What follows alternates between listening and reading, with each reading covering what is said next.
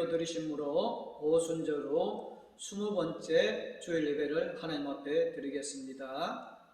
너희는 여호와께 감사하며 그의 이름을 불러 아뢰며 그가 행하신 일을 만민 중에 알릴지어다. 그에게 노래하며 그를 찬양하고 그 모든 기사를 전할지어다. 그의 성을 자랑하라. 여호와를 구하는 자마다 마음이 즐거울지로다. 아멘. 찬송과 영광과 경배를 받으시기 합당하신 하나님 아버지, 저희들에게 이토록 좋은 계절을 허락해 주심에 감사를 드립니다. 하늘이 높고 푸르러진 것처럼 하나님을 향한 우리의 신앙도 더 높아지게 하여 주옵소서. 몸과 마음을 평안하게 하는 시원한 바람처럼 저희들도 하나님을 기쁘시게 하는 깨끗한 영으로 거룩한 예배를 드리게 하여 주옵소서. 우리의 찬양과 기도와 예물드림이 하늘 보좌에 상달되기를 원하오며 예배자의 주관자 되시는 예수 그리스도의 이름으로 기도드리옵나이다. 아멘. 찬송가 94장 한마음으로 하나님께 찬양 드리겠습니다.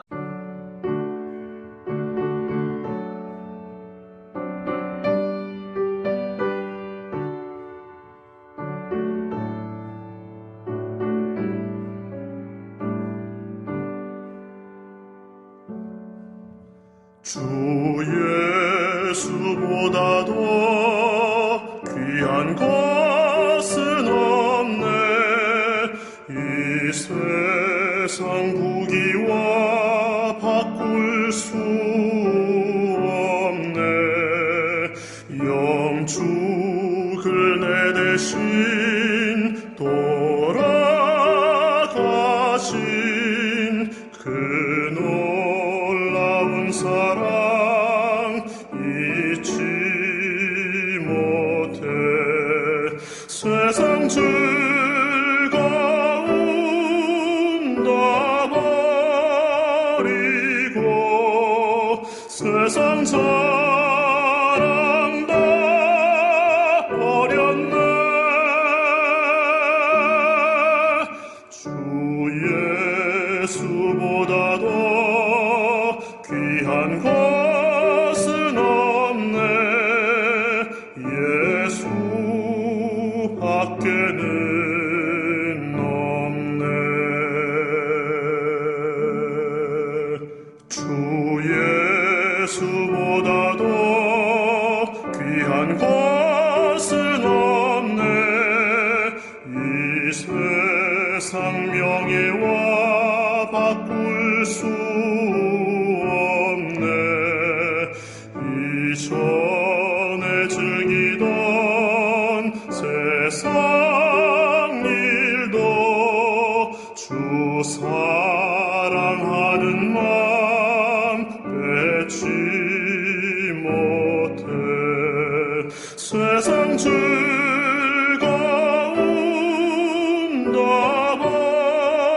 버리고 세상 사랑 다 버렸네. 주 예수보다도 귀한 것은 없네. 예수 밖에는 없네.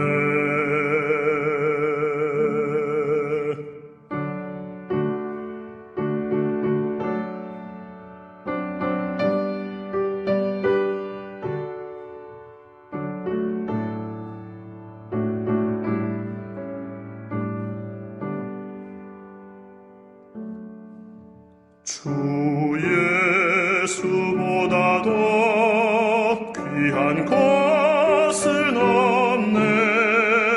이 세상 행복과 바꿀 수 없네. 유혹과 핍박이 몰려와도 주 섬기는 내 맘 변치 않아. 세상 즐거움 다 버리고 세상 사랑 다 버렸네. 주 예수보다 더 귀한 것은 없네. 예수 밖에는 없네.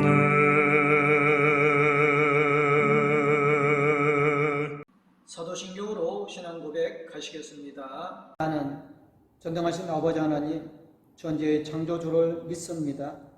나는 그의 유일하신 아들, 우리 주 예수 그리스도를 믿습니다. 그는 성령으로 잉태되어 동정녀 마리아에게서 나시고 본디오 빌라도에게 고난을 받아 십자가에 못 박혀 죽으시고 장사된 지 사흘 만에 죽은 자 가운데서 다시 살아나셨으며 하늘에 오르시어 전능하신 아버지 하나님 우편에 앉아 계시다가 거기로부터 살아있는 자와 죽은 자를 심판하러 오십니다.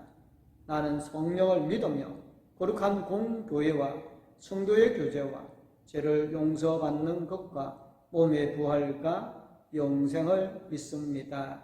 아멘. 50장 찬양하시면서 준비하신 예물 하나님 앞에 드리겠습니다.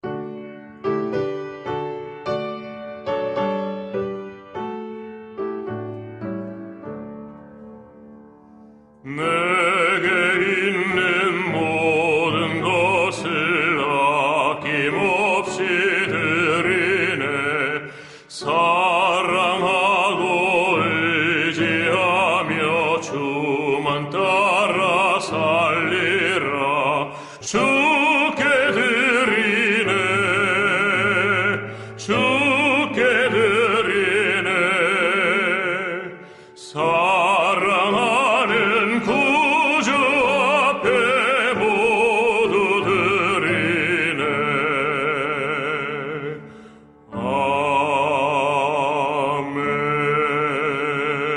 아멘. 기도하겠습니다. 우리 사랑해 주신 하나님 아버지 감사합니다. 하나님께서 오늘 우리에게 하나님의 사랑하는 마음을 주심으로 주님 앞에 섰습니다. 주님 앞에 나올 때 빈손 들고 나오지 않냐고 정성대로 줄 예물 준비하여 하나님 앞에 드렸습니다. 이 땅에 우리의 삶을 살아가는 가운데 우리에게 물질이 필요한 것을 아시고 주신 것, 그 중에 열하나는 내 것이 아님을 알고 거룩하게 구별하여 11점을 드린 손길, 여러 가지 감사의 제목을 가지고 감사를 드린 손길, 하나님의 복음을 땅끝까지 증가하게 해서 성경을 드린 손길, 봉독교회가 세상을 빛깔 소금의 역할을 감당하며 교회다운 교회로 세워주고자 교회 장기 발전 예물 드린 손길, 여러 가지 하나님 앞에 드려진 손길의 정성을 하나님께서 기뻐 받아주시고 차고 넘치도록 채워주심을 믿사옵고 거룩하신 우리 주 예수 그리스도의 이름으로 기도드리옵나이다. 아멘. 오늘 우리에게 주신 말씀은 마가복음 10장 17절에서 31절 말씀입니다. 예수께서 길에 나가실새 한 사람이 달려와서 꿇어 앉아 묻자오되 선한 선생님이여 내가 무엇을 하여야 영생을 얻으리이까? 예수께서 이르시되 네가 어찌하여 나를 선하다 일컬느냐? 하나님 한 분 외에는 선한 이가 없느니라. 네가 계명을 안 하니 살인하지 말라, 간음하지 말라, 도둑질하지 말라, 거짓 증언하지 말라, 속여 빼앗지 말라, 내 부모를 공경하라 하였느니라. 그가 여짜오되 선생님이여 이것은 내가 어려서부터 다 지켰나이다. 예수께서 그를 보시고 사랑하사 이르시되 네게 아직도 한 가지 부족한 것이 있으니 가서 네게 있는 것을 다 팔아 가난한 자들에게 주라. 그리하면 하늘에서 보화가 네게 있으리라. 그리고 와서 나를 따르라 하시니 그 사람은 재물이 많은 거로 이 말씀으로 인하여 슬픈 기색을 띠고 근심하며 가니라. 예수께서 둘러보시고 제자들에게 이르시되 재물이 있는 자는 하나님의 나라에 들어가기가 심히 어렵도다 하시니 제자들이 그 말씀에 놀라는지라. 예수께서 다시 대답하여 이르시되 애들아, 하나님의 나라에 들어가기가 얼마나 어려운지 낙타가 바늘길로 나가는 것이 부자가 하나님의 나라에 들어가는 것보다 쉬우니라 하시니 제자들이 매우 놀라 서로 말하되 그런즉 누가 구원을 얻을 수 있는가 하니 예수께서 그들을 보시며 이르시되 사람으로는 할 수 없으되 하나님으로는 그렇지 아니하니 하나님으로서는 다 하실 수 있느니라. 베드로가 여짜와 이르되 보소서 우리가 모든 것을 버리고 주를 따라 나이다. 예수께서 이르시되 내가 진실로 너희에게 이르노니 나와 복음을 위하여 집이나 형제나 자매나 어머니나 아버지나 자식이나 전토를 벌인 자는 현세에 있어 집과 형제와 자매와 어머니와 자식과 전토를 백배나 받되 박해를 겸하여 받고 내세의 영생을 받지 못할 자가 없느니라. 그러나 먼저 된 자로서 나중되고 나중된 자로서 먼저 될 자가 많으니라. 아멘. 찬송가 488장 하나님 앞에 찬양 드리겠습니다.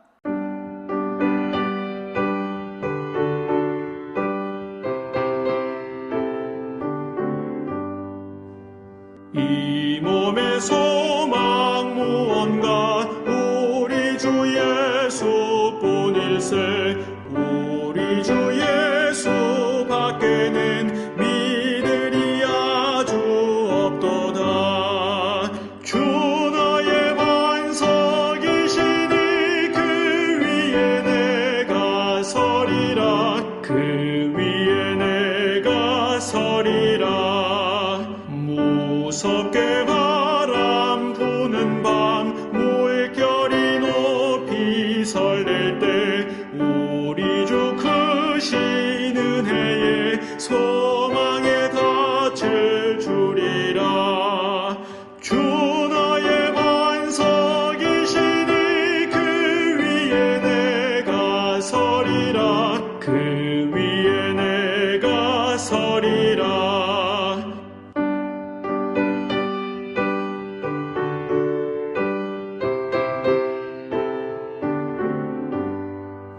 세상에 믿던 모든 것 끊어질 그날 되어도 구주의 언약 믿사와 내 소망 더욱 크리라.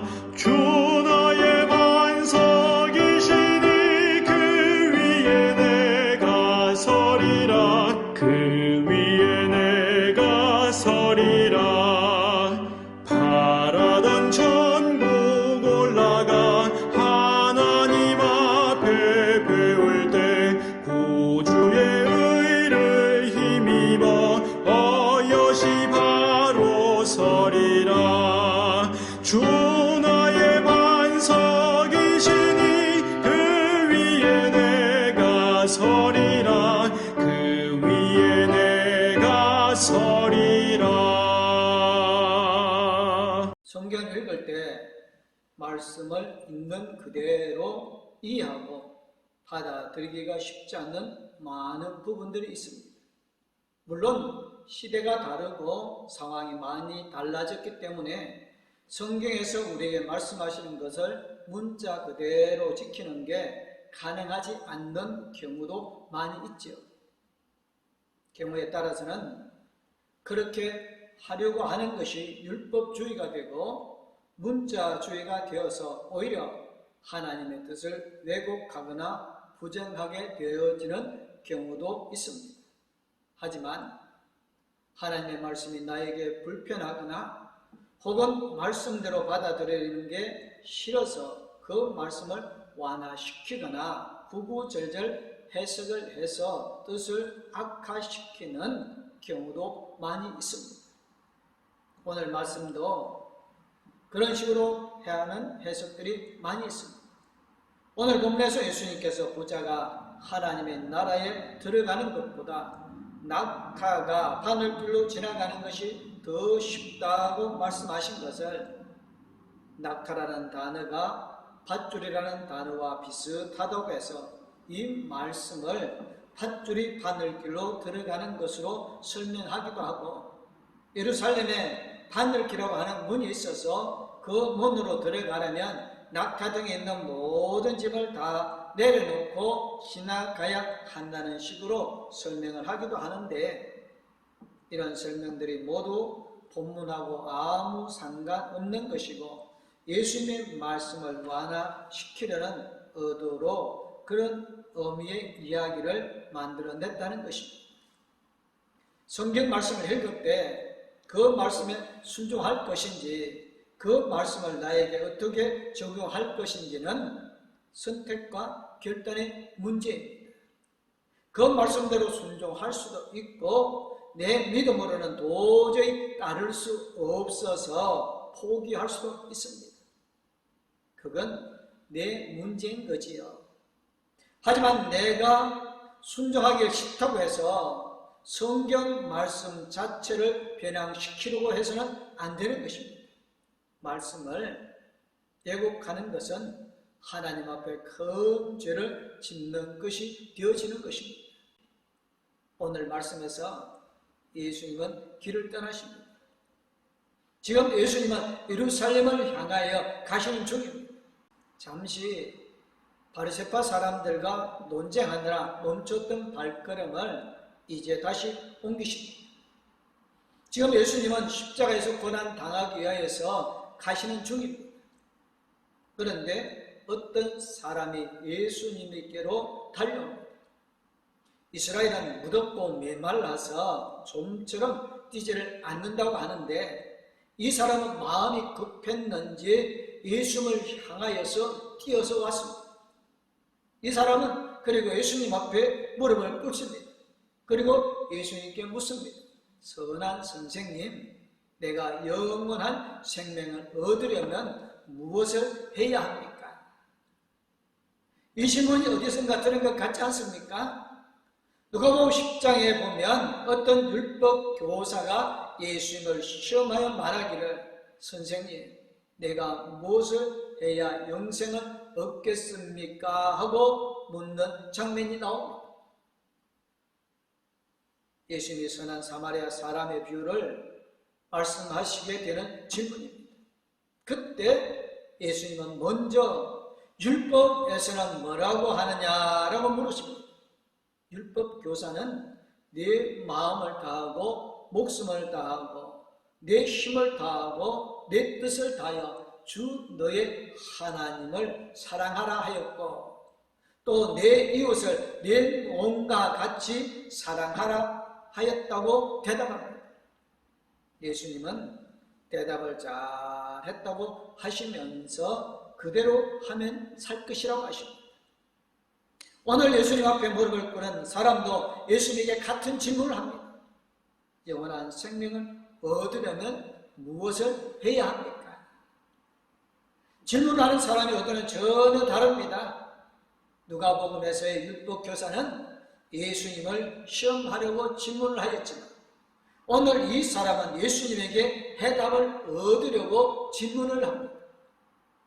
하지만 두 사람 모두 똑같이 이렇게 말합니다. 영생을 얻으려면 무엇을 해야 합니까? 이 사람에게도 예수님의 계명대에 말씀하십니다. 살아야지 말아라, 간음하지 말아라, 도둑질하지 말아라, 거짓으로 증언하지 말아라, 속여서 빼앗지 말아라, 네 부모를 공경하라 하지 않았느냐? 무엇을 해야 하느냐고 묻는 사람에게 예수님은 내가 이미 알고 있는 것을 하라고 하십니다. 그래 이 질문에 율법교사도 오늘 이 사람도 그런 일들은 이미 다 하고 있다고 말합니다. 사실 우리도 이런 생각을 많이 합니다. 구원을 얻으려면, 천국에 가려면, 게다가 천국에서 상을 받으려면 무엇을 해야 하는가? 구약은 무엇을 해야 한다고 이야기합니다. 율법이 그런 것이고 오늘 예수님의 말씀도 그래 보입니다. 그렇다면 율법을 지켜야 영생을 얻는 것일까요? 그게 예수님의 대답일까요? 예수님의 대답은 그 자체가 질문에 대한 대답이 아니라 질문 자체를 바꾸라는 것이었습니다. 율법 교사에게도 그랬고 오늘 이 사람에게도 그랬고 예수님은 자기의 구원과 영생을 위한 질문을 하는 사람에게 내 자신의 구원에 대한 관심을 다른 사람에게 대한 자비로운 행동으로 옮기라고 하십니다. 율법 교사에게는 선한 사마리아 사람의 비유를 들려주시고서 너도 가서 이와 같이 하라고 하십니다. 너도 강도 만난 사람을 만나거든 아낌없이 도와주라는 것입니다. 그리고 오늘 이 사람에게도 같은 말씀을 하십니다. 예수님이 계명에 대해 말씀하십니까? 이 사람은 자기가 그 모든 것을 어려서부터 다 지켰다고 대답합니다. 아마도 그건 사실이었을 것입니다. 그 대답을 들은 예수님이 그를 눈여겨보시고 사랑스럽게 여겼다고 하는 걸로 봐서 그 사람이 예수님을 속이려고 하거나 거짓말을 하고 있는 건 아닌 것 같습니다. 그는 어려서부터 율법을 잘 지켰고 하나님의 말씀대로 살려고 애써왔습니다. 그런데도 아직도 영생에 대한 확실한 이해도 영생을 얻을 수 있다는 확신도 없었습니다. 지금까지 자기의 하는 것 가지고는 안 된다는 것을 알았던 것입니다. 그래서 그렇게 뛰어서 예수님에게 온 것이었습니다. 그는 예수님을 선한 선생님이라고 부릅니다. 이 말은 단순히 듣기 좋으라고 한 것이니라 아부하려는 말이 아니었습니다. 그는 정말로 예수님이 선한 분이라고 생각했고 그분이라면 영생에 대한 자기의 그 갈급함을 해결해 줄 수 있을 거라고 믿었습니다. 예수님이 계명에 대해서 말씀하실 때도 잘난 체 하는 게 아니라 지금까지 자기가 해온 것이라고 그렇게 말씀을 드렸습니다. 이 사람의 말을 들은 예수님은 그를 사랑스럽게 여기셨습니다. 그리고 말씀하십니다. 너에게 한 가지 부족한 것이 있다. 가서 내가 가진 것을 다 팔아서 가난한 사람들에게 주어라. 그리하면 내가 하늘에서 보화를 차지하게 될 것이다. 그리고 와서 나를 따르라. 그는 이 말씀을 듣고 울상을 짓고 근심하며 떠나갑니다. 아무튼 그가 그렇게 떠나고 나서 예수님이 제자들에게 말씀하십니다. 재산을 가진 사람은 하나님의 나라에 들어가기가 참으로 어렵다. 제자들이 예수님의 말씀을 듣고 깜짝 놀랐습니다. 제자들이 놀란 이유는 예수님의 말씀이 자기들의 생각과 달랐기 때문이었습니다. 그 시대에는 재산이 많은 것이 신에게 복받은 것이라고 믿었습니다. 그러니까 부자는 신에게 복을 받은 것이라고 믿었던 것입니다. 그런데 예수님은 재산을 가진 사람은 하나님의 나라에 들어가기가 참으로 어렵다고 하십니다. 제자들이 가진 생각과는 정반대의 말씀을 하시는 것이지요. 26절에 제자들이 그렇다면 누가 구원을 받을 수 있겠는가라고 말하는 것도 바로 그래서입니다. 제자들이 생각하기에는 부자들이야말로 하나님의 나라에 들어갈 1순위라고 믿었는데 부자들이 하나님의 나라에 들어가기가 그렇게 힘이 든다면 도대체 누가 하나님의 나라에 들어갈 수 있단 말인가 하는 거지. 제자들은 그 말씀을 듣고 더욱 놀라서 그렇다면 도대체 누가 구원을 받을 수 있겠는가? 하나님의 나라에는 아무도 못 들어가는 건 아닌가 하고 서로 말합니다. 정말 예수님의 말씀이 하나님의 나라에는 아무도 못 들어간다는 말일까요? 아니면 적어도 부자는 하나님 나라에 들어갈 수 없다는 것일까요? 그보다 먼저 예수님은 예수님을 찾아왔던 사람에게 가진 것을 다 팔아서 가난한 사람에게 주라고 하였습니다. 그래야 하나님의 나라에 들어갈 수 있다는 말일까요? 그렇다면 하나님의 나라는 돈 주고 살 수 있는 것이란 말일까요? 아니면 가난한 사람에게 자선을 베풀면 하나님 나라에 들어갈 수 있다는 것일까요? 예수님의 말씀을 정확하게 봅시다. 너에게 한 가지 부족한 것이 있다. 가서 네가 가진 것을 다 팔아서 가난한 사람에게 주어라. 그리하면 네가 하늘에서 보화를 차지하게 될 것이다. 그리고 와서 나를 따라라. 영생에 얻는 길은 예수님을 따르는 것입니다. 가진 것을 다 팔아서 가난한 사람에게 주는 것으로 영생을 얻을 수 있는 게 아닙니다. 그런데 예수님께서 보시기에 이 사람에게 있어서 문제는 가진 것이 많아서 예수님을 따를 수 없다는 것입니다. 가진 것을 다 팔지 않고서는 예수님을 따르는 발걸음을 시작할 수 없기 때문에 예수님은 이 사람에게 그렇게 말씀하신 것입니다.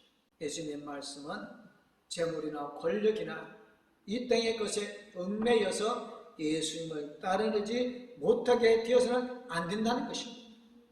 혹시라도 나에게 예수님을 따라가지 못하게 만드는 무엇인가 있다면 그걸 과감하게 단호하게 포기해야 한다는 것입니다. 지금 이 사람에게는 그것이 그가 가진 재산이었던 것이고요. 우리에게는 그게 무엇일까요? 우리가 예수님을 따르는데 걸림돌이 되는 것, 우리가 예수님을 따르지 못하게 만드는 것이 있다면 그게 무엇일까요? 나한테는 그런 것 전혀 없다고 말하기가 쉽지는 않을 것입니다. 예수님보다 더 소중한 것, 예수님의 말씀을 순종하지 못하게 하는 것들이 크건 작건 있을 겁니다.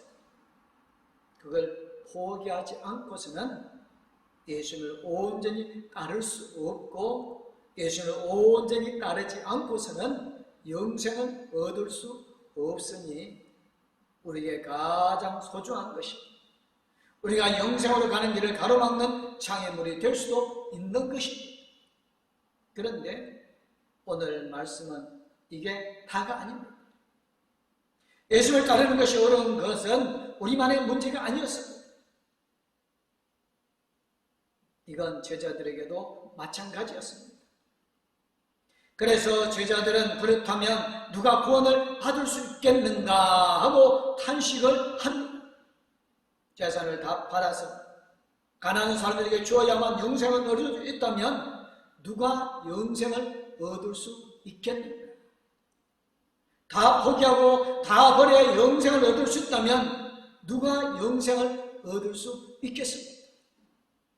우리가 뭘 해야만 하나님의 나라에 들어갈 수 있다면 하나님의 나라에 가는 건 우리의 노력과 우리의 공로로 가능한 것이 되어지는데 사람이 자기 힘으로 어떻게 하나님의 나라에 갈 수 있겠습니까? 사실 오늘의 말씀은 바로 여기서 시작됩니다. 예수님은 제자들이 놀랍게 탄식하는 것을 보시고 말씀하십니다. 사람에게는 불가능하나 하나님께는 그렇지 않다. 하나님께는 모든 일이 가능하다. 이게 바로 오늘의 예수님이 하시려는 말씀입니다. 하나님께는 모든 것이 가능하다.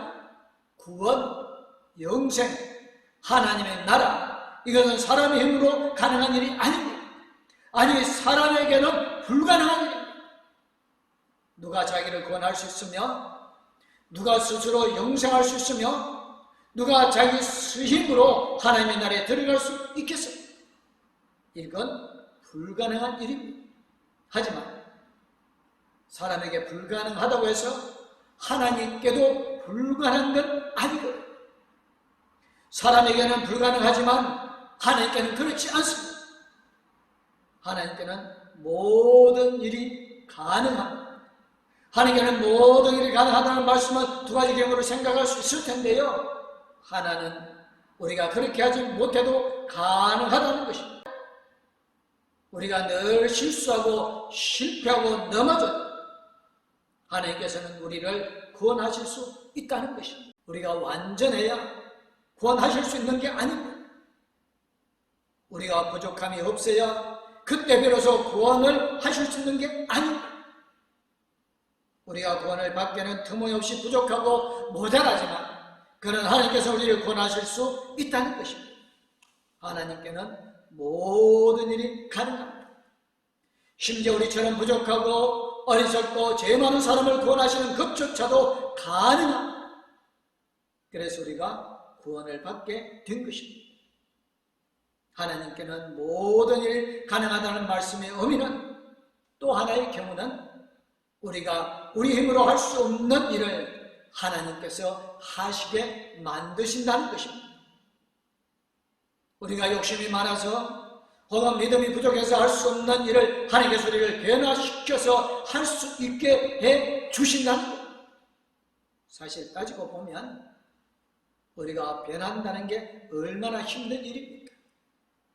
사람은 조금처럼 변하지 않는다는 것을 우리는 살면서 경험하잖아요. 그렇지만 그런 우리를 하나님께서 변화시켜 주십니다. 우리의 변화는 우리가 예수님과 함께 있음으로 시작됩니다. 예수님과 함께 있는 우리를 하나님께서 변하게 하십니다. 그래서 예수님을 믿고 의지하게 하시고 예수님께 순종하게 하십니다. 우리가 예수님을 따르게 하십니다. 그래서 우리가 하나님의 나라에 들어가 영원한 생명을 누리게 하십니다. 우리가 사랑하는 것, 우리가 소중하게 여기는 것, 우리가 의지하고 믿어왔던 것을 포기하는 것이 우리의 힘으로 불가능하지만 하나님은 우리를 변화시켜 주셔서 우리가 기꺼이 주님을 따르도록 하십니다. 이런 일들이 사람에게는 불가능하지만 하나님께는 그렇지 않습니다. 하나님께는 모든 일이 가능합니다. 우리가 예수를 믿기로 하기만 하면 하나님께서는 그렇게 하십니다. 사람에게는 불가능하지만 하나님께는 그렇지 않습니다.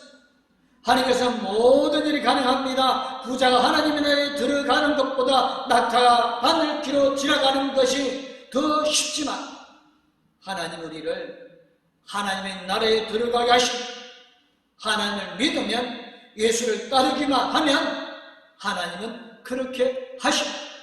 사람은 할 수 없지만 하나님은 하십니다. 기도하겠습니다. 하나님, 예수를 믿는다고 하면서도 아직도 저희는 예수님보다 더 소중한 게 있습니다. 예수님보다 더 사랑하고 아끼는 게 있습니다. 예수님은 포기할 수 있어도 포기할 수 없는 게 있습니다. 주님, 저희를 변화시켜 주시옵소서. 저희가 언제까지나 이 모양으로 살지 않도록 저희를 하나님께서 변화시켜 주시옵소서. 그래서 주님을 따르게 하여 주옵소서. 저희가 주님을 따르지 못하게 하는 모든 것들을 버리고 주님을 따르도록 저희들을 변화시켜 주시옵기를 예수님의 이름으로 기도드리옵나이다. 아멘. 이제는 우리를 저에서 먼저 권하여 주신 우리 주 예수 그리스도의 영원토록 우리와 함께 해주시는 하나님 아버지의 그 큰 사랑과 우리 나아갈 길을 영원토록 동행하여 주시고 인도하여 주신 성령님의 감화 감동 위로교통 충만하심 오직 예수님만 따르기를 원하는 봉독교의 모든 성도님들과 가족들 위해 이제부터 영원토록 함께하옵기를 간절히 축원하옵나이다. 아멘. 하나님 이 가정을 축복하소서. 하늘에 신령한 복으로